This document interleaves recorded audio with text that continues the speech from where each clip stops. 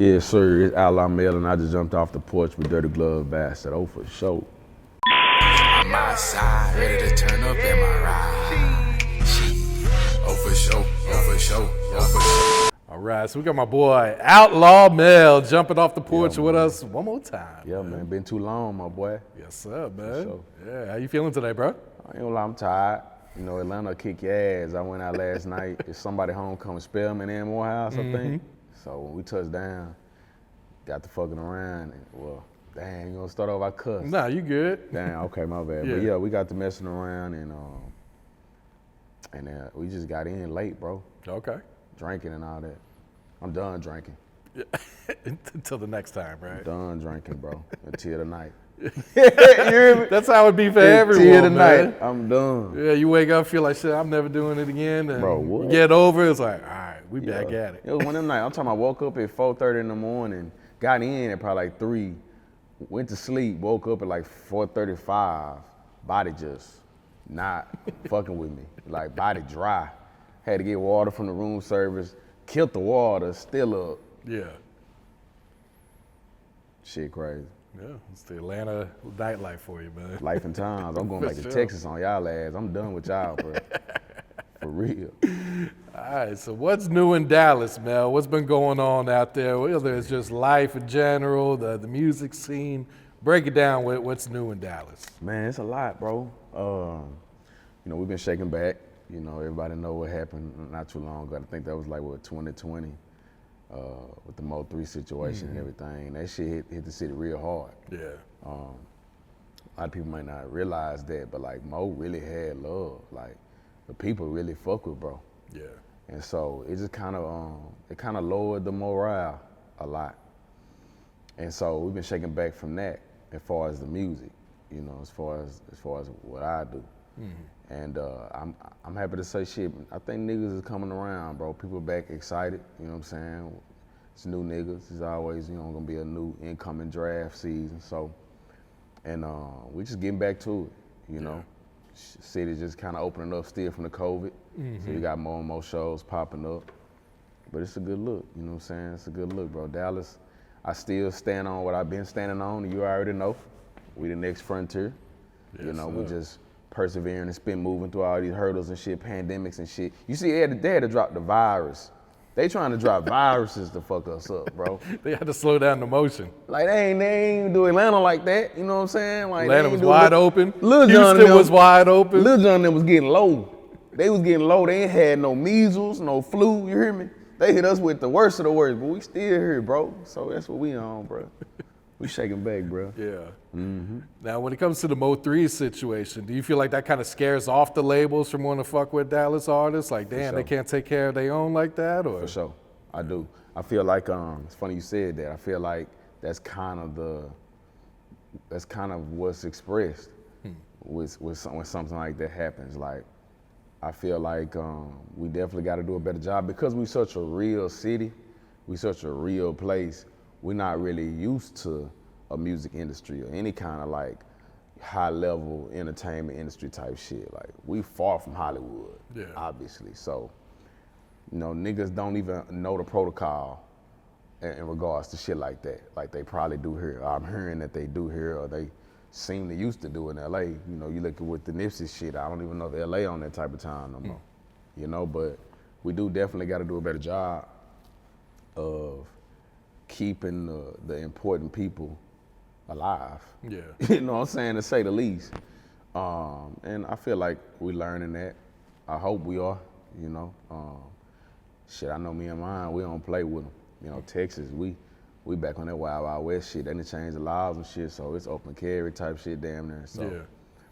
So we moving right, you know. But and we keeping God on our side, really first and foremost. So, you know, we ain't doing too much tripping, but I do feel like that impacted outside looking in a little bit. Yeah. You know, because if I work at Def Jam, if I'm a suit and tie, I ain't coming down there. You know what I'm saying? Y'all gunning boys down in the middle of broad daylight on the highway. Damn, what if I was going to Chick-fil-A, leaving the office, and you know what I'm saying? Yeah, even Boozy got shot out when he was out there too. That's Dallas for you, bro. I mean, but, and this ain't even on no bragging shit. This is just real shit. Like, bro, a lot of people don't know no better. like I say, because places like Memphis and Atlanta and Louisiana and Florida and all these different places, they have more of a reputation because they have had big rappers, already. And so people kind of already know what's up from just listening to what the rappers talking about. So they don't know Dallas is, you see Memphis got the wave right now. Oh, yeah. Dallas and Memphis, they kissing cousins, bro. And any real person to tell you that. So same way how Memphis get down, it's the same way Dallas get down, bro. And, you got to just pray for it. You got to pray for it. It's like, we're going to come around. Real shit, man. I don't think this is big in Texas, but what's your thoughts on, the courts using rappers' lyrics against them? Man. Because that's a huge issue here in Atlanta right now. My question is, and I'm asking this for real, bro, do they do the same thing when it comes to other genres of music? Absolutely not, no. Okay, because I had never heard of that. I never heard of them bringing up no rock and roll chorus. None of these country singers getting hit with this. So I think it's obvious, at this point. It's obvious what's the whole court system period seems to be built for certain reasons, It seems to have ulterior motives, very obvious ulterior motives at this point. And I feel like I don't understand how this is even possible, with the whole freedom of speech thing being a part of the Constitution, if I'm correct, if I did pay attention in school, in grade school. Yeah. So I don't understand how they're getting away with this. And as an artist, it fucks me up because it's like, well, shit, then in other words, I can only express certain things. And if I say the wrong thing, you're gonna literally basically take my life from me, bro. And I think I do believe there is some kind of agenda. Cause look at what's going on here, as far as like the RICO and all that type of shit going on. Like it's definitely some kind of an agenda, bro. It's obviously an agenda. And what that agenda is, I don't know. Yeah. You know what I'm saying? Like, because the reason I say I don't know is because everything seems to be domino effect. It seems to be as soon as you feel like, I figured them out, boom, you know what I'm saying? They done hit you with another one. They done hit you with another blitz. So I don't know what at the end of the day, I feel like whoever they is, they're not gonna be satisfied till they got every single young black man incarcerated. Every single one, like even the newborn baby, as soon as they come out the womb, lock them niggas up. And then they might leave us alone. You heard me? But till then, they're gonna keep backing us up into a corner. Yeah. I think it's crazy how they ain't giving out bonds either. It's like, damn. And my thing is this, so you got these niggas, and I say these niggas because I'm talking about the ones actually already, haven't gone through the court cases and they using that shit against them, right? Because every nigga done came out of a corner, right? So niggas, grow up in these environments and in these situations and really live these experiences, the ones that's authentically living like that, right? Not the make-believe wrestling niggas. And then as true poets do, they speak from their heart and they experience and they express themselves, and then you punish them for it. So it's a lose-lose. It seems like an added variable to a fucked up equation that we've been dealing with. Cause then what do? You know what I'm saying? You done toe down and most of the basketball goals, she leaves back home. I go to my hood, I go to Pleasant Grove on Lake June. Used to be 2 basketball goals in front of this little church right next to my townhomes. Them hoes gone, ain't no nets on them bitches. So a nigga can't hoop, you know what I'm saying? Nigga might not have no money to do the Pop Warner and go the football route. Now there is no excuse for not hitting the books, cause I do firmly believe any nigga can open a book and educate himself for sure. But even outside of that, if you don't have the right support system or if the schools in the area fucked up. Which most of them are, yeah. Most of them are, right? And so it's like, shit, bet, I might go the artist route. I might just be a poet, which we call rapper these days. I'm gonna do that.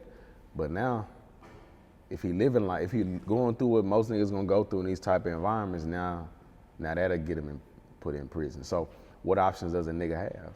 No, that's real. And then if you're rapping about positive shit, it's like, that shit's not even popular right now. And that's the real question. How you feel about that? Shit's wild. Shit is definitely wild. It does make you think, like, is it on the labels for not signing and pushing these artists, or is it just a cash grab for them? It's like, well, we know they want this ignorant music, this gangster music. Right. once again, another one of those equation with variables. And I ask you, cause I know, you know, DGB, y'all been covering real music for a minute, you know what I'm saying? You would be essentially like a doctor in this shit at this point, you know, because this is what you do. You're at the front lines of tuning into this shit. You know, me as an artist, same for me, right? I don't miss a beat. I'm still a fan of music. I'm always be a fan of the culture, so I don't miss nothing new. You know, we the type of niggas, we gonna be early on shit, early on artists. So I know I can say, which I'm sure you could agree, that the shit has shifted though. Like shit has gotten darker, bro. Yeah. You know, you always had certain subject matters in hip hop and in music period, but especially in rap. If it's coming from the streets, you're gonna hear certain shit. But I ain't never seen it get to the godless place that it's gotten to. I don't know nothing about that. Maybe it's a Dallas thing, maybe it's a South thing or a Texas thing, because I can't even say South thing, because I'm thinking of rappers in my head that I hear playing with it. But like this demon talk and demon time type shit, like hell nah. Like we all got grandmamas, bro. And I'm at a point where it's like, am I tripping? Like, am I the only nigga that, I mean, like, bro, like really, like grandmama really prayed for a nigga, like really got angels all on the wall. You know what I'm saying? Like really made a nigga. I was a little boy. I don't know what the hell I was on, but instead of going to get the switch, she made me read the book of Job. You know what I'm saying? Like, I mean, every nigga, if you gonna really be who we claiming to be, like, bro, you spend some time in church, bro. Whether it be your mama, your granny, your auntie, you feel me? Like, I don't get it. I don't get how we got to this point where we don't give no fuck about the spiritual side of things. Like we don't fear God, basically, is what it is.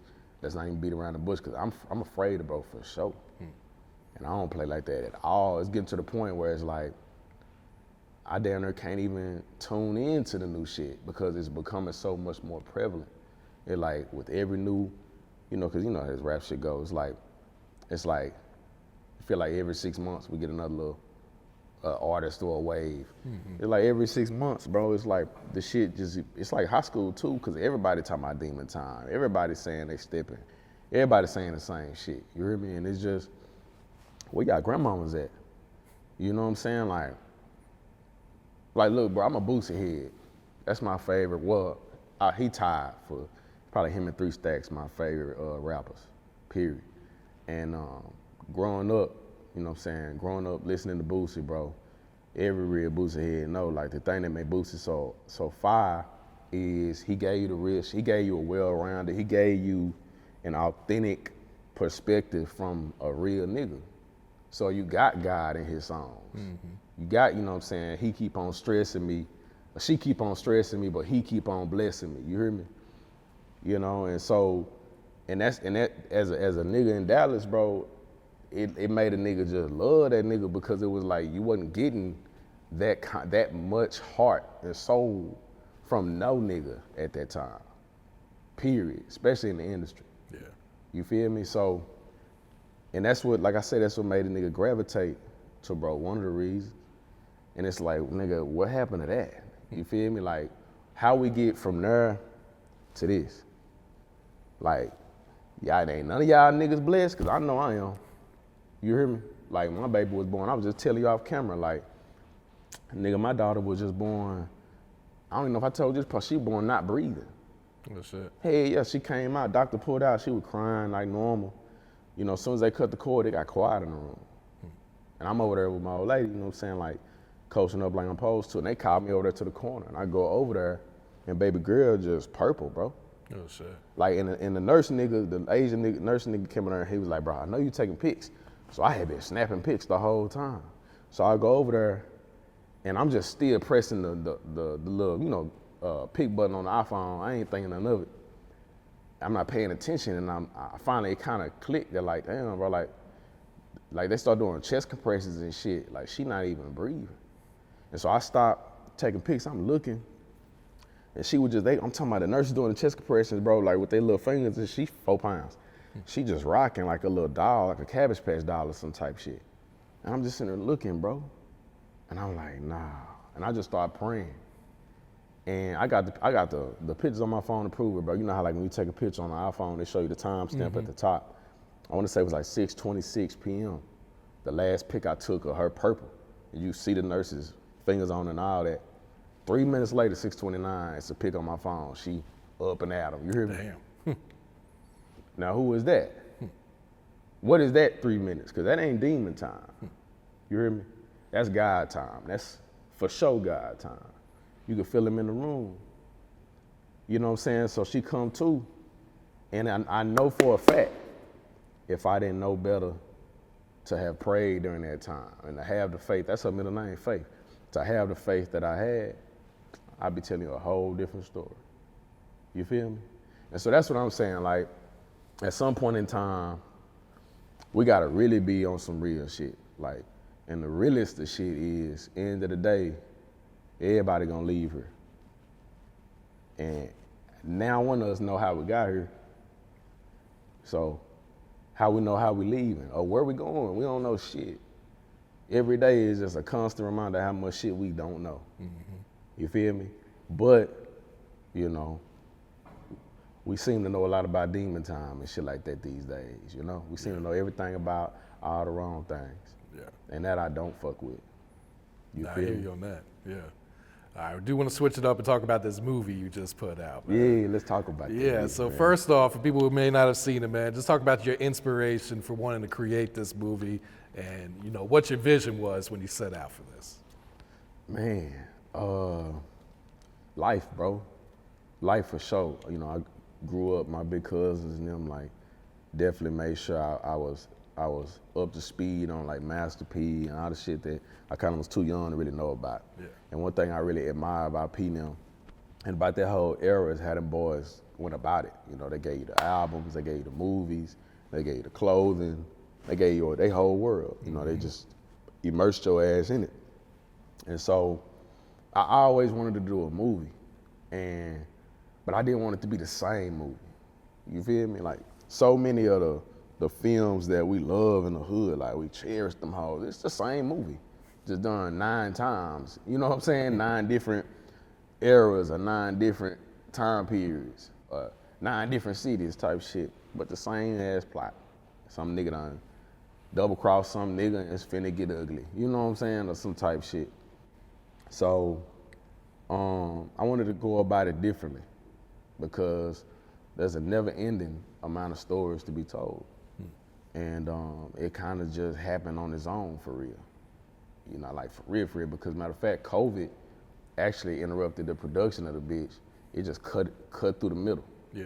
And so we had to work around and work through that, you know, and it came together, bro. It came together on its own. Yeah. Talk about the premiere, getting to, you know, premiere this in an actual movie theater too. Yeah, I had to, like, because the name of the movie is Dallas, Texas with 3 X's. Dallas, Texas, the movie. And so the original plan was to do something real big, like on some drive-in type shit, but that was before COVID. When COVID came through, me and bro, Dance Daily, the coldest nigga in the state of Texas, doing the video shit, period. Me and bro, we kind of put our heads together. We was like, shit, we might just have to fuck around and just drop this whole on YouTube. But, you know, shit, God came through, right? Like we were just talking about. And we ended up with the opportunity to debut at a premiere at Texas Theater, right in the middle of Oakcliff. Like literally the theater where they found that boy Lee Harvey Oswald after he shot JFK type Oh, really? shit. That's where it was at? This nigga sitting in that hoe eating some popcorn or some shit. They ran up in on that boy. But that hoe right in the middle, in the heart of Dallas, bro, in the middle of Oakcliff on Jefferson. And we had to do it.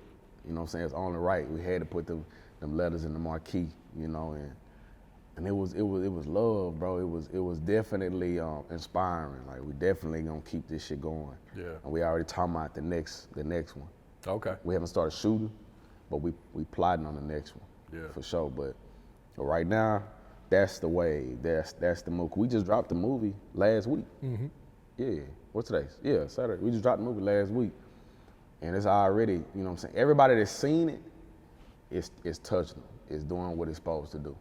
And now, you know, it's a matter of getting the word more and more out and getting more eyes on it, which is hard these days, you know, because them production studios, Universal, them boys got a big budget. You hear me? A universal size bank account too. So, but you know, it's gonna do what it's gonna do. Yeah. And that's what we know, bro. And that's what we need. I feel like, Hayes, bro, like, and I'm curious to see what you think of this. I feel like in the times that we in, with how we get everything now, like with the streaming apps and YouTube and shit, like, wouldn't it be fire, bro, if we get to a point that I do believe we're gonna get to, where like, you remember that live mixtapes era when like, I'm talking about when Dolby was hitting, I'm talking about Bankroll Fresh, you hear me? I'm Young Scooter. I'm thinking of like, it was like a 2-year span, bro, where like you was getting real live fire shit off of live mixtapes every couple months. You hear me? Like, but look at where we are now, because now it's so many more live mixtapes essentially. It's so many more places and apps and shit where you can get content. That's how we do now. Is consume content every damn day. Like if we can hurry up and get to the point where we start to consume like real fire, like imagine how inspired we'll all be, bro. Imagine a Friday night when like 3 legendary rappers done dropped albums, just surprise albums on Apple Music. Nigga done dropped, you know, whoever, like Tarantino done dropped a fire movie on HBO Max. You hear me? Like, boy, nigga be up all night. Boy, I'm talking about white cheddar popcorn galore. You hear me? Yeah. That's what I'm hoping to help with. I'm hoping to help push us to that point. For sure, man. Yeah, for people that haven't seen it, it's out on YouTube too, Oh, so they for can go shit stream show. it. Dallas, Texas, the movie is out right now. Yep. 3X's on that. All right, now I want to talk about this For Show. Let's talk about it. This shit been going crazy. Oh, for sure. First off, did you expect this one to take off like it has? Shit, no. Fuck no. I was already pushing another track off that same album, bro. Yeah. Like, Tee Me Up. I was already. Which did pretty good too. It did. I think it hit like 70-something K on the YouTube, bro. But that's the one that I felt like was the one. I knew that was the one. When we made the beat, when me and Stunt made the beat, Stunt the Great, by the way. I don't know if you interviewed, bro. You remember Stunt Doja? Of course, yeah. Bro. I know stuff. Yeah. First of all, them niggas there, underrated. Like it's illegal. It's criminal. It's criminal that Stunt Doja is not a household name. But we're gonna fix that. But Stunt the Great is one half of Stunt Doja. You know what I'm saying? He SDGR8 now. And the nigga is a savant or some type of shit. Like the nigga is a wizard of music, bro. The nigga is in the studio in Dallas, ducked off, and the nigga, when you walk in that bitch, it ain't nothing but vinyl records everywhere you turn. And somehow, some way, he's sitting in the middle of that bitch with an MPC drum machine, keyboards and shit, going crazy. I don't even think the nigga sleep, bro. You feel me? And I've been working with bro the last 2 years, like a fool. Like we got some shit in the oven. You hear me? But the night we made that beat, I knew Tee Me Up was the one. I'm like, man, this hoe here, bro. And you know, sure enough, you know, I dropped the album and shit, and that hoe got an immediate response. Dropped the video. So I thought that hoe was the one, to the point to where we shot that video first. Yeah. Went all out for that bitch, dropped that hoe, bro, and it was doing what I thought it was gonna do. Then that hoe just slowed up. You hear me? It like real talk. It just like, it finessed me, and it just was chilling. And I'm like, all right. Whole time, For Show was starting to get like posted on TikTok by niggas and shit. You know, and I'm like, oh, okay, I'm still not paying attention because I'm so focused on Tee Me Up that I'm not even worrying about this shit. I'm just reposting that shit, excuse me. I'm just reposting that shit when I see it, like, okay, For Show, whatever. And then we shot the video for it, you know, just rolling it out. Like we're gonna shoot all these videos, fuck it. So we shot that hoe, dropped that hoe, and this nigga Dance Daily told me when we finished editing that hoe, he was like, this hoe the one. Like, nigga, what you say? I'm not hearing him neither. I'm like, man, bro, I know what the one is, bro. I don't know what you talking about. Bro, we dropped the video, bro. That hoe been going crazy ever since. Yeah. I ain't never had, you know that, I ain't never had, in all the years I've been grinding, developing as an artist, doing this shit, putting music and videos out. Nigga swear I done dropped about 100 videos. No bullshit. Damn near 100 videos. Never had a video do this type of numbers. Never had a song and video get love like this track get, as far as the DJs, the YouTube, the TikTok. It's really that. Like, it's like the stars is aligning for a nigga, but Oh, for sure. Like this, something about this song is just doing it. Yeah. You hear me? So I ain't number thankful, bro. Like, and I'm excited to see what else that hoe do. Yeah. I wanted to ask if you plan to do a remix to it. I'm gonna have to, but shit, before we even get to that point, I'm trying to figure out on some back home shit, like in Dallas. I don't know about in Atlanta and shit, but like in Dallas, it's like, shit, what do I do next? Like the DJs playing it, the ones that is supporting it. I know shit, I need all of them on deck. You know, I know that'll come. The video doing dumb numbers on some back home shit, like 100, I think it's at 137K, 137,000 last time I looked. That ain't no everyday accomplishment in Dallas, bro. You know, I'm knowing that, you know what I'm saying? So I'm really trying to figure out what I need to do next. As far as, I'm always looking at it like that. Like, I feel like a grown man gotta like, shit, well, how do I roll up my sleeves? What do I need to do? You know what I'm saying? Like, so I'm trying to figure out what I need to do next to get it to that next point. You hear me? To help get it to that meal. Yeah, understood, man. One thing I always liked is you direct all your own videos. Oh, for sure. Yeah, just kind of speak about like your vision, your artistic vision when it comes into these videos. I got to the point where I let it come to me. A few years ago, I think in 2020, me and Daily dropped 24 videos during the pandemic. Like we was on some more shit, you know, like speaking of granny, like my granny wouldn't even let me in the house because I'm outside shooting videos and shit. Just like go quarantine. Well, you heard me, she watching the news and shit, calling me like, boy, your ass need to be at home. But now, that was then, right? That's 2020. Now, it's not so much a focus on the consistency, right? Because you always hear that, you know? And just on some down south blue collar, hard working Maine type shit, like you said, you saying the wrong thing to the right nigga. Like, I can be consistent, that's easy. So it used to be a focus on trying to make sure we had a consistent output, but that gets in the way of the artistry though, is what I discovered, what I learned. So now I let it come to me. That take a little more time. It slows down the consistency and the frequency of the output, but it's equaling for better art and better videos and better music. Yeah. So it's the step one, it gotta come to me. I gotta actually be inspired. And then, and that's also the reason why I do direct. And I'm hands-on with everything. I'm hands-on with the production, with the beats, hands-on with the videos, damn near hands-on with the engineering.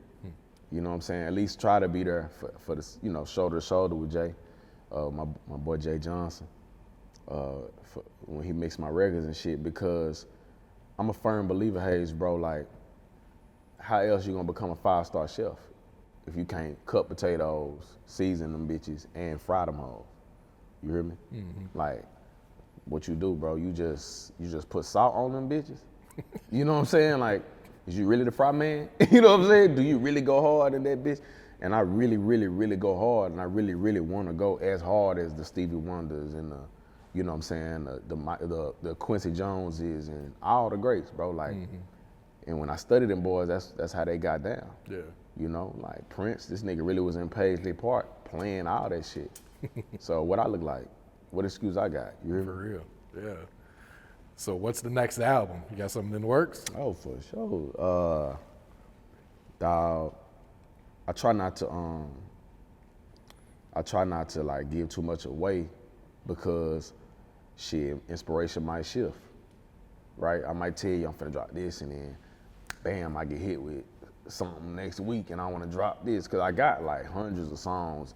I told you last time, I wasn't capping, you know, and I'm showing and proving that. I got songs in the oven. It's nothing to plate a meal, but I wanna plate the right meal.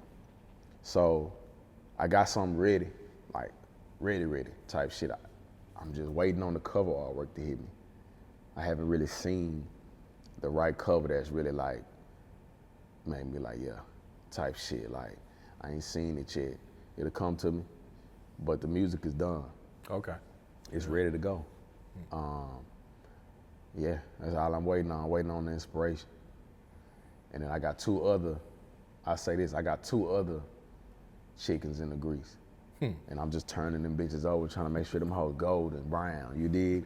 For real. And I got a firm feeling that from now until let's say like 2024 type shit, like I'm finna fuck them up. You hear me? I'm gonna fuck them up, cause I owe them this ass whooping. You know what I'm saying? That's how I feel. They've been playing with me long enough. I owe an ass whooping. I owe an ass whooping for me and my niggas. As far as the outfit, I owe an ass whooping for Dallas type shit, cause they've been playing with us for a long time. And we just owe y'all, just ass whoopings just gotta get delivered, bro. We gotta kick ass and take names, bro. We got to, because that's the only way these niggas seem to get it these days. You know? Like, we all just a bunch of knuckleheads. Like, you can't just tap at the door. Like, you damn near gotta kick that bitch in. So that's what it is. Real shit, man. Yeah, I'm excited to hear, man. You already know that. 100. Yeah. So what has being a father taught you, you know, about life these past, 6 months has it been now? Shit, she 11 months. 11 months? Yeah. Not bad, okay. Yep. It's taught me a lot about myself, first and foremost. It makes you, especially when you have a little girl, which I know you can relate to. When you have a little girl, you do go through that process of like reflecting on your past. You know how many niggas' dollars you done hurt, who hearts you done broke, even the ones you didn't, the ones that you know you treated right. You know, but it bring out the best version of you as a man that you didn't even know you had. You know, because you finally have this little baby girl that, you know, shit that you die for, you know, that you want to just be happy and good, you know what I'm saying, and in the best position that she could possibly be in every day of her life, you know, and in order for her to successfully experience that means you gotta be the happiest, you know, best, in the happiest, best position that you can be in as a man. So that means that go for, and that's every day. I can't come in the house, even though I might be stressing over this bill, or I might be stressing because I got the movie out and I'm trying to figure out how I'm gonna get the word out about that bitch. I can't go in there and bring that energy to her, because the little girl's different. They pick up on all them vibes. You hear me? They look at you like, nigga, what is you on? And you feel like I ain't even said nothing, you know what I'm saying? But they just, so she's bringing out the best in me. And I love it, you know? I do, bro. Because they the future, bro. And I know we say that about the kids and shit, but like, they different. I don't know if it's the pandemic babies or something. They say the pandemic babies are different, man, too. They different, bro. They advanced. Bro, she been here before. Like, for shit show. Like, little shit. Bro, I was walking around Deep Element shit with my family like one Sunday, bro, a couple months ago. And there was some random ass nigga, bro, some little deranged ass nigga. I don't know if the nigga was perked up or what he was on, but he low-key tried me. He tried to try me. Broad daylight on a Sunday. I'm like, I'm on the phone with my mom and shit. I'm like, let me call you back. You know what I'm saying? And nigga was skipping around on some shit, pointing at niggas, but he pointed at the wrong nigga. He pointed at me and said something about like, you scared of me, some weird shit. I'm like, what? So one thing we don't do is fear, especially no man. So I got the phone, I walked by 7-Eleven when he was standing on the corner. I just looked at him and let him know, like, you know, non-verbally, like on some closed caption shit, like, no, nobody's afraid of you, my boy. So long story short, the crazy nigga hopped out and was on some weirdo shit. And I'm like, bro, you see I'm with my family, right? You feel me? And like, he stood there, he like, man, he really wasn't talking about nothing. And there was a few niggas outside too that were looking like, I dare this nigga, cause I'm pushing the damn stroller. You hear me? You gotta know this nigga tripping, cause what nigga in his right mind, nigga pushing the whole stroller? Bro, this little girl, she a couple months at the time. She wakes up, she sleeps, she wakes up, cries out, a clear cry though, like not no wham, like, hey. She had never did this. I looked down and shit. She wouldn't stop until I picked her up, bro. She grabbed my t-shirt and walked me home, basically. You hear me? Like, no cap. And I'm holding her, bro. And she just grabbed my t-shirt. She looking around and shit. I'm like, bro, this girl ain't number like 5-6 months. You know what I'm saying? Like, she sent something. She consciously since is that it's like my daddy finna get on their ass out here. Let's get him home type shit, you know? Hey, that shit fucked me up, boy. That shit fucked me up, but I love it though, because that's what a nigga need. And I get it when old head niggas, like they say like they kids kept them here. You know what I'm saying? Or they doing it for their kids. I always thought that was cap. Like, that sound good, bro. You doing it for you, nigga. Like, you driving the Benz, my boy. You know what I'm saying? Like, but now he not though. If he really understand what I'm saying, like you are doing it for the kids. And when you do that, I'm seeing like since I've been on that type of time, how God just been blessing a nigga. Like I'm talking about one after the other, because like I talked about earlier, it's like we talking about real shit. We talking about being real niggas. But like that's the realest of shit. Like it don't matter what time period we talking about, bro. Like everybody, hopefully, you know, if they were blessed enough to be able to see that, they created families, they had kids, and they created a legacy shit. That's how we got here. Yeah. You know, so it's like I'm trying to simplify my life, bro. I'm at a space where it's like, shit, let me focus on like the fundamentals. All the other shit, bro, that shit gets stressful. It gets too stressful because that shit is too many variables in them equations, too many algorithms, right? But ain't no algorithm in me waking up every day and making sure I'm the best daddy I can be. I don't need ain't no social media app needed for that. That all come down to me. Yeah. You know, and so that's what my head is at on it, bro. Like I couldn't have asked God for a better blessing, bro. Like she's the best project I've never worked on, bro. Real no shit. cap. Yeah, definitely life changing, man. No cap. That's for sure.